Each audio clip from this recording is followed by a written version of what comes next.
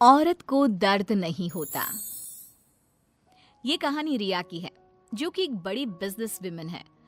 उसको किसी के दर्द से कोई फर्क नहीं पड़ता। उसके लिए अपने काम से बढ़कर कुछ नहीं। ये क्या बना रखा है? ये खिलाओगे तुम उनको? माफ करना छोटी मालकिन, मैं फिर से बना देता हूँ।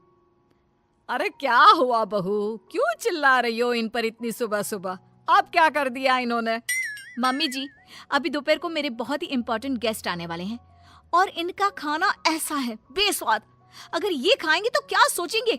इनको अभी के अभी नौकरी से निकाल दो। मुझे ऐसे लोग काम पर नहीं चाहिए जिनको ठीक से काम करना नहीं आता। अरे लेकिन बहू, ये बहुत सालों से हमारे लिए काम कर रहे हैं, ऐसा कैसे निकाल दे? हाँ मेम साहब, मुझे नौकरी से मत निकालिए। मैं अच्छे से काम करूंगा, आपको शिकायत का कोई मौका नहीं दूंगा। मैंने एक बार जो बोल दिया सो बोल दिया। जल्दी से कोई नया शेफ ढूंढ कर लाओ। अगले दिन ऑफिस में, ये सब क्या है? अभी तक ये काम पूरा क्यों नहीं हुआ है?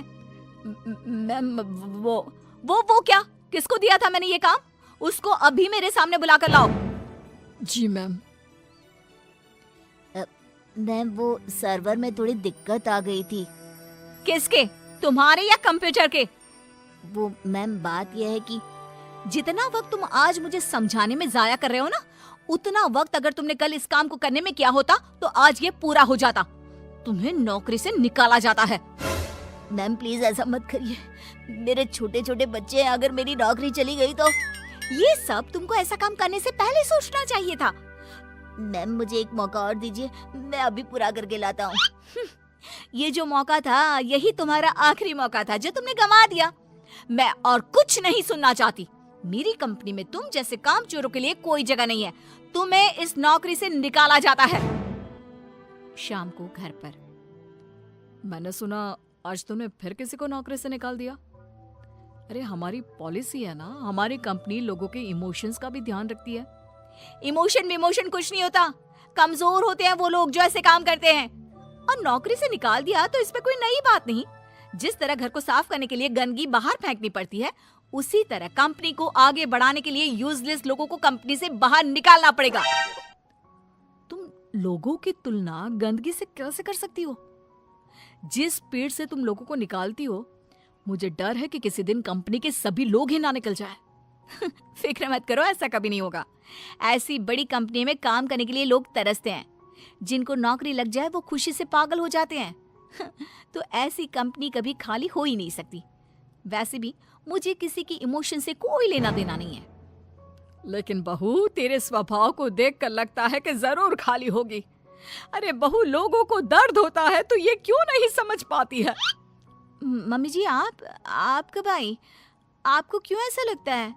दर्द कुछ नहीं होता। कम से कम मैंने तो इस दर्द नाम की चिड़िया को कभी फील ही नहीं किया। क्योंकि बहू तो दूसरों की भावनाओं की कदर नहीं करती। दूसरे क्या सोच रहे हैं, क्या कर रहे हैं, वो क्यों नहीं कर पा रहे हैं, किसी की परवाह नहीं करती। ऐसा नहीं होता बहू। तो मम्मी जी, आप कह रही हैं कि मैं दूसरों के पर्सनल कामों के लिए अपना काम रोक दूं और उनसे उनका दुखड़ा सुनूं? हाँ बताओ भाई, क्या हुआ? नो वे।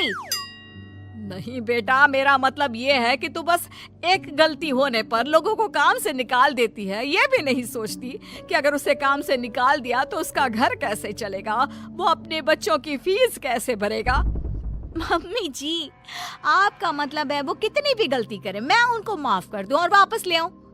मम्मी जी, अगर मुझे ऐसा ही करना होता तो मैं कंपनी नहीं खोलती, कोई धर्मशाला खोलती, ताकि जिसका जब मन करे आए और जब मन करे जाए। माँ का वो मतलब नहीं है। माँ बस इतना बोल रही है कि अगर वो गलती करते हैं तो उनको डांट लिया करो, समझा दिया करो। लेकिन नौकरी से निकालना बहुत ज्यादा नहीं हो गया? मम्मी जी, आपको भले ही ऐसा लगता हो, लेकिन मैं इतनी बड़ी कंपनी ऐसे ही नहीं चला रही हूँ। ऐसे बहुत देखे मैंने और मैं ये अच्छी तरह जानती हूँ कि ये कैसे सुधरेंगे।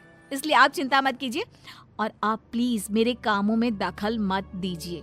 मुझे अच्छी तरह पता है कि मैं क्या कर रही हूँ। एक दिन अचानक से रिया की बेटी की तबीयत बहुत खराब हो जाती है और रिया कंपनी की जरूरी मीटिंग छोड़ देती है। बहू, तू यहाँ क्या कर रही है? तेरी तो बहुत जरूरी मीटिंग थी ना? मम्मी जी, आप ऐसे समय में मीटिंग की बात कैसे कर सकती हैं? और मेरी बेटी कहाँ है? क्या हुआ है उसको? डॉक्टर ने क्या कहा? यूं अचानक से बेहोश कैसे हो गई? उसका बीपी लो हो गया था, जिसकी वजह से वो चक्कर खाकर गिर पड़ी और उसको थोड़ा बुखार भी है। अच्छा हुआ, कोई ज्यादा घबराने वाली बात नहीं है, मैं तो डर ही गई थी। और बहू तेरी मीटिंग, उसका क्या हुआ? तुझे तो भारी नुकसान हो गया होगा। होने दीजिए मम्मी जी, मेरे लिए इस वक्त मेरी बेटी से बढ़कर कुछ भी नहीं है। ऐसी मीटिंग्स तो फिर आती रहेंगी। लेकिन बहू, कुछ दिनों पहले तुमने ही कहा था कि किसी के निजी काम के लिए तुम्हारा काम नहीं रुकेगा, तो फिर ये सब क्या है? मम्मी जी, आपको क्या हो गया है? ये किसी का भी निजी काम नहीं है, ये मेरा अपना निजी काम है। वही तो बहू, जब तुम्हारा काम था तो तुम सब कुछ छोड़कर यहाँ आ गई, और तुम चाहती हो कि दूसरों के घरों में कितनी भी परेशानी दिक्कत आ जाए, वो उसको छोड़कर अपने काम को पहली ड्यूटी समझे। लेकिन वही चीज अगर तुम्हारे साथ हो तो तुम अपनी पहली जिम्मेदारी अपने परिवार की तरफ समझती हो, उसके बाद तुम्हारा काम। ये कैसी नाइंसाफी है? उनके साथ तुम करो तो ठीक और वो करे तो गलत। आप सही कह रही हैं मम्मी जी, मैंने ये बात कभी समझी ही नहीं। अब तो समझ गई ना? अब से उनके साथ कुछ ऐसा मत करना, उनकी भी परेशानी समझने की कोशिश करना। हाँ मम्मी जी, अब मैं सब समझ गई हूँ। मुझे अपनी गलती का एहसास हो गया है। शायद सही कहते हैं लोग, जब तक वही दर्द आप खुद ना झेलो तब तक आप दूसरे के दर्द का अनुमान नहीं लगा सकते। मुझे ये देखकर अच्छा लगा बेटा कि तुम्हें बहुत जल्दी अपनी गलती का एहसास हो गया।